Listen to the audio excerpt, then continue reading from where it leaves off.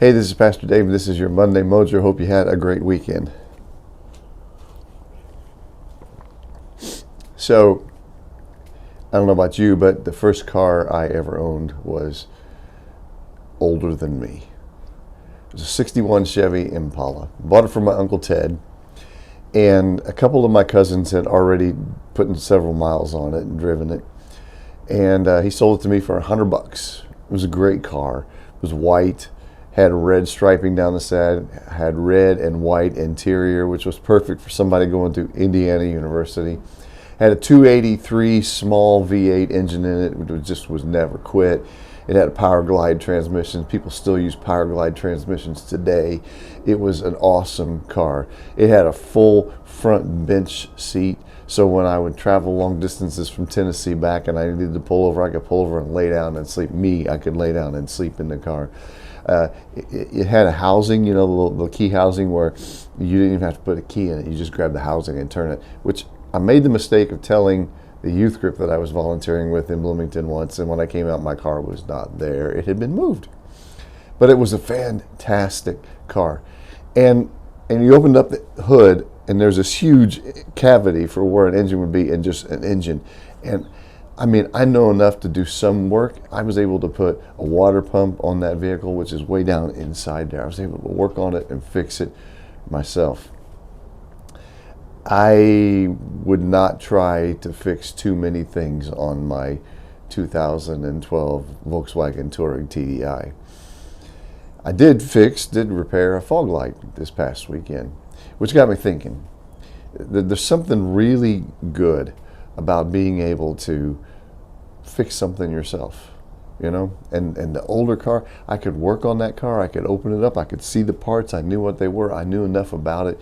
And there's something good about being able to figure out how something works and be able to repair it. There's something great about being able to sit here on my front porch and look into a rectangular thing that can record this and then send it out to you. There's something great about that too. But there's something nice about knowing how to fix something, to work with it, to maintain it, to keep it for a long time. I read the story last week online of a gentleman, I believe somewhere in the UK, who had recently passed away and had driven the same car for 80 years. 80 years. Because he just kept fixing it and repairing it and making it go. I think there's something really good about that. I'm glad that when Jesus interacts with me, he knows how to fix the parts that need to be fixed. He knows how to help me continue to move forward and move on. And he doesn't just discard me for somebody new. And I think there's a lesson for us in that in the church, that we have to learn to work with each other.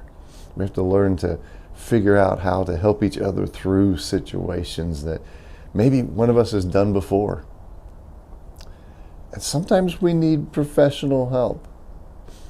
But a lot of the time, if we would just take the time to look at it and ask some questions, we'd probably be able to figure out, maybe if we just made a little adjustment here, it would keep on running. Anyway, that's my thought. I'll include a picture of Matilda, my 61 Chevy Impala that I drove for 3 years, probably put 100,000 miles on, bought for $100, sold for $100. Wish I still had that car today. Anyway, have a great week.